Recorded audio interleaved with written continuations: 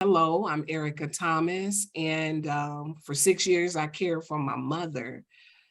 She moved in with me, and um, my mother, she was a diabetic for over 40 years, and she didn't do a good job managing that. So once she got in her 60s and 70s, she began to have complications. And it was all stemmed back to her lack of management of her diabetes. From her diabetes, she began to lose her eyesight. She developed coronary artery disease, which led to amputations of her lower limbs. Then, she began to have kidney and liver issues. Her A1C was a 12.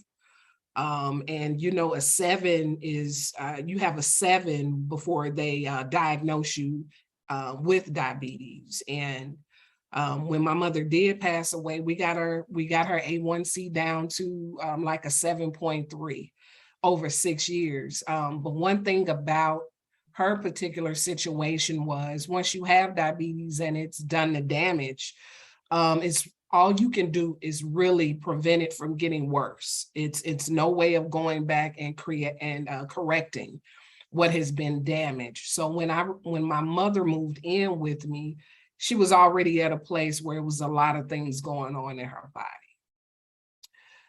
I initially realized that she needed to move in with me. She was living in an independent living facility. My mother was still very independent. Up into her 70s, she was able to go to Bible class and, go visit family, friends, things like that. But she began to notice some things. She would go grocery shopping and she didn't bring all her food in, and she realized she was leaving food in the cart. And I'm like, Mom, did you even pay for it? And I would look at the receipt, and the receipt says, yeah, she bought lemonade and eggs, but the lemonade and eggs, they didn't make it in the trunk. So she began to leave food in the cart at the grocery store. And it was time she was falling in the shower at the senior living facility. And it was one time she fell and she was on the floor for 18 hours. And now me and two of my two siblings, we talk to my mother every day. And we would all call her on our way into work. It would be my brother first, then my sister, and then me. And so a whole day had went by and I hadn't heard from my mother, which wasn't unusual because she was quite the busybody. She would do like programs at the at the independent living facility. She was over stuff because that was just her nature. She's the oldest of 7. So she was used to running stuff like Black history programs, potluck, game night. So I was like, well, maybe she's just busy, right? So that wasn't really unusual. It was just like, okay, she can't call anybody back. And so the next day I called, I didn't get her. And I called my sister and I was like, hey, have you heard from Mom? She was like, no, I called her. I didn't get her yesterday either. I called my brother, pretty much the same thing.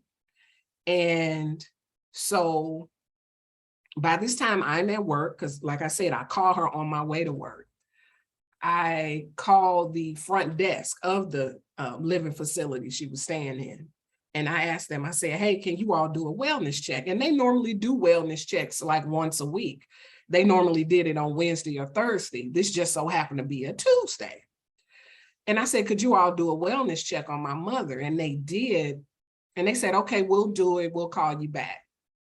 About 20 minutes later, I get a call back. They said, we're rushing your mother to the emergency room. She had seemed to have fallen in the shower, and she seems to be, incoherent or whatever. I said, listen, she's a diabetic. She hasn't had her insulin. She hasn't eaten anything. She could be going into a diabetic coma. Just do what you can. I'm on my way. And so another instance like that happened.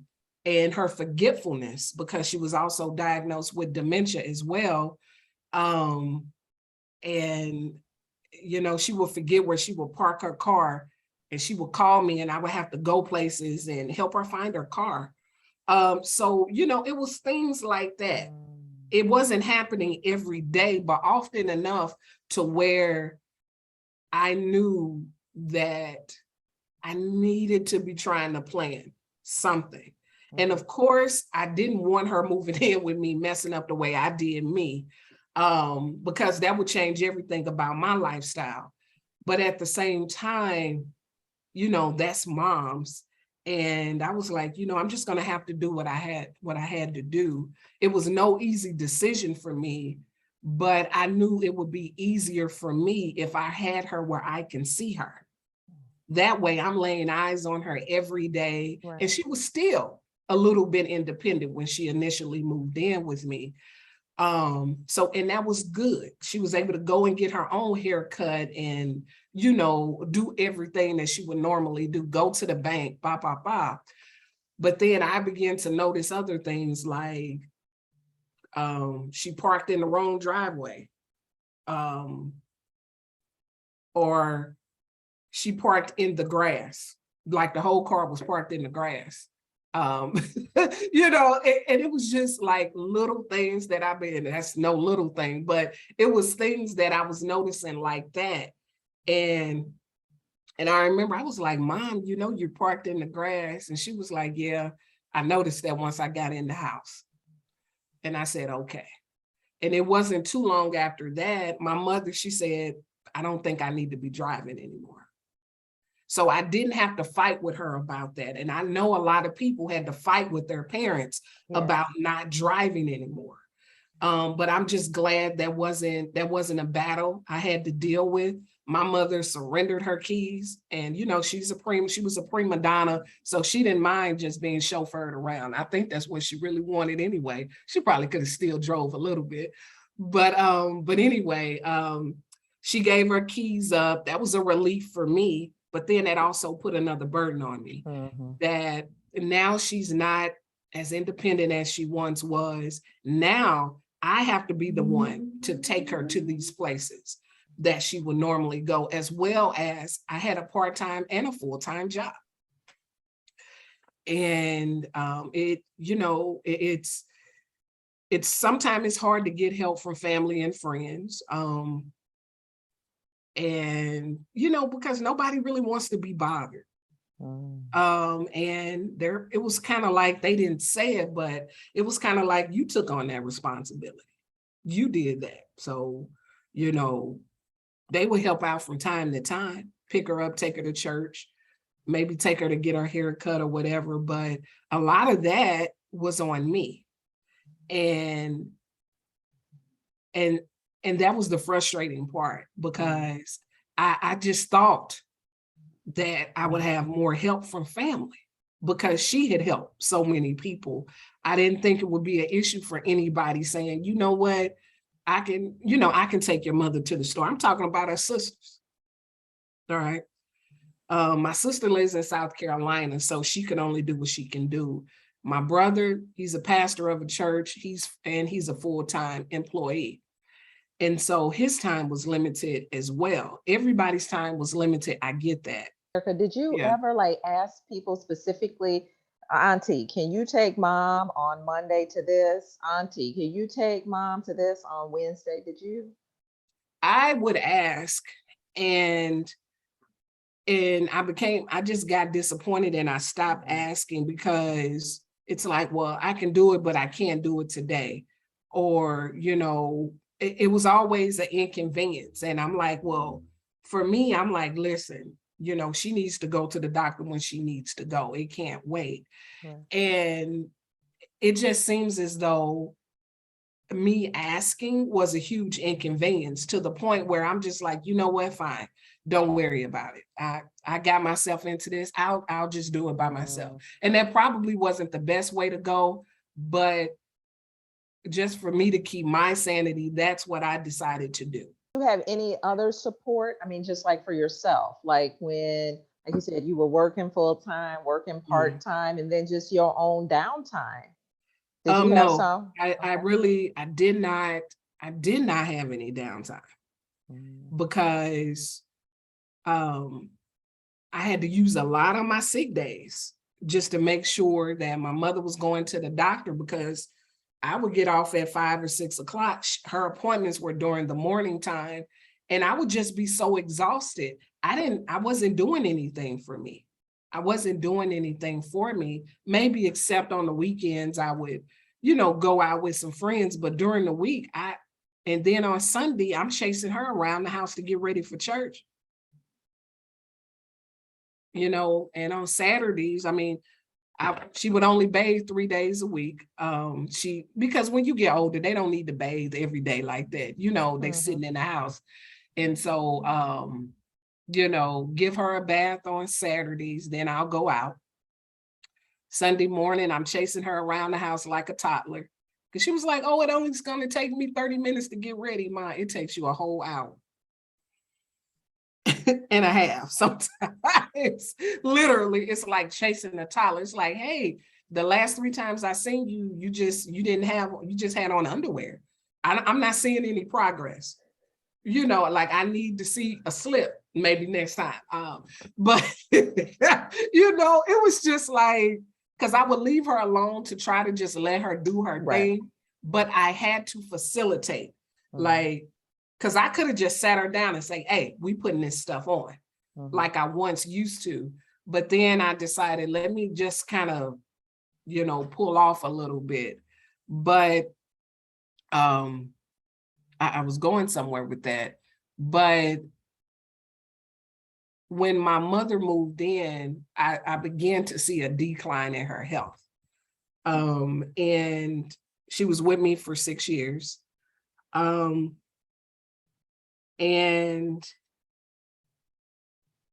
it was a lot of times I didn't think I was making the right decision. And I thought that when I was doing things for myself, I thought that, I could be doing something else for her. And when she stopped driving, then again, like I said before, that put a lot more responsibility on me to make sure she was going to get her hair cut. We were going to the grocery store. I could have easily just said, like I used to be like, I'm just going to go to the grocery store and don't worry about it, because I didn't want her to come with me because she slows me down. But my mother looked forward to going to the grocery store. She'll be like, so I was thinking when we go to Walmart, and I'm like, just tell me what you want. I can go and get it. But no, she was like, we'll be there. We'll be in Walmart for 2 hours. Because she walked very slow. And we walked every inch of Walmart. And I already knew that was a field trip. I had to get my mind ready for this. And I'm now, how did you do that, Erika? Because that's what I was going to ask. If you're going to go to Walmart on Friday night and it's going to take 2 hours, how did you prepare yourself for that? And so sometimes I would get off work a little early, or I would try to tell her, like, why don't we go early on Saturday mornings? And so we would go on Saturday mornings when it wasn't that many people.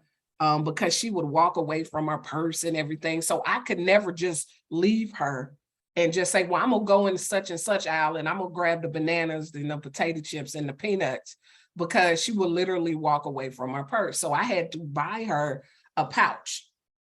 So we don't carry purses anymore because you walk away from them. You have all of these cute, colorful pouches now, but it really gave me a new sense of patience, because it's like, Erika, if you live long enough, you're going to be old one day too.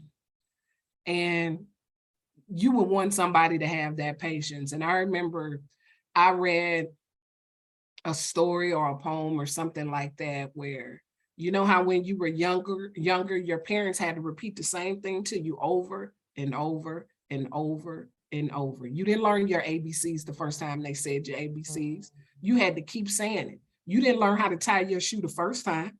Somebody had to be patient enough with you to be, repetitious with it to make sure you had it. And so I'm like, Erika, you need to exercise that same patience. And yes, I got tired of telling my mother the same thing over and over again.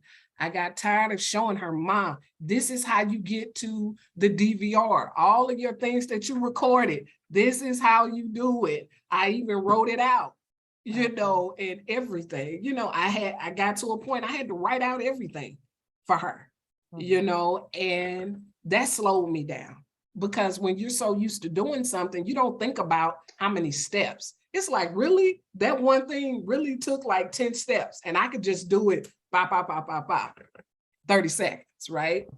But to slow down and say, you hit this button, then you go here, then you go there, and, you know, and she got to see it on the remote, just a whole lot of stuff. So I ended up writing, I began to write a lot of stuff down for her.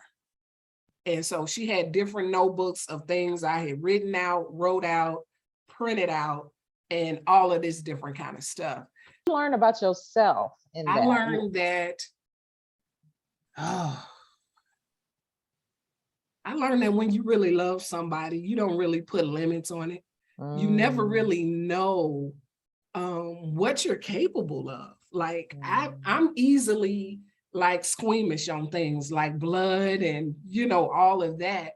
But when I was caring for my mother with her amputations and stuff, and I had to change bandages, never thought about it. I just knew that it needed to be done. I was wrapping that stuff up and it looked disgusting. Years ago, I probably would have been like, I can't do that. You know, I don't like that. I don't want to see that kind of stuff. It makes me throw up. But you really, what you thought you had an issue with, you really find out you really don't have an issue with. And it really gave me a different sense of patience. I always thought I was a patient person. And I realized that I'm not as patient as I once thought that I was. For me to have to slow down and you mess my rhythm up of doing things, that really offset me. And also, I would say one of the good things that came out of it was my mother and I, our relationship got better. She began, because my mother was like this really like hardcore, like typical older Black woman, mean, sassy, say stuff, hurt your feelings every now and then, and just say stuff totally unwarranted. It's like, now, why you say that? You was just trying to be mean. You had no reason to say that, you know. But toward the end, she started showing me the softer side of her. She became a lot more vulnerable. And I was like, wow, I never seen that side of her. I just never seen that. And I'm glad that I was able to see that side of her, even though it wasn't for a long time because, you know, she eventually passed. But I was able to see that side of her because my mother, she was one, she didn't really like people touching her. Well, she ain't like me or her kids touching her, but other people, she's so huggy. But I'm like, why are you so nice to other people? But with us, it's just like, so I would play with her and touch her just, you know, to get on her nerves or tackle her on the bed or something. And she'd just get off of me, get off of me. I would do that, but I didn't start doing that until she, you know, she started living with me and everything. And so, anyway, I was one of the only ones that she would really ever share just how much pain she was in. Everybody else, it's almost like, yeah, I'm dealing with a little pain, but I'm okay, blah, blah, blah. With me, she would cry. She would be like, I'm in so much pain. I can't take this, you know. So I was seeing a side of her and she shared things with me that she didn't share with anybody else. I was that person that she could just be totally transparent. She didn't have to be strong anymore because she didn't have the strength to be strong anymore. And so I was kind of like that sounding board, you know. She's just like, if I'm gonna tell somebody, I gotta tell somebody something. So I was that person. And that was, I would say that was one of the best things to come out of that, was for me to see that side of her, you know, because it would, hold on one second, I'm getting a Kleenex. Okay. But I remember like toward the end, that my mother, she would just want to be held. She was like, can you just hold me? Never heard her say that, you know? From a person that's like, stop, don't touch me, to where it's just like, can you just hold me until I go to sleep?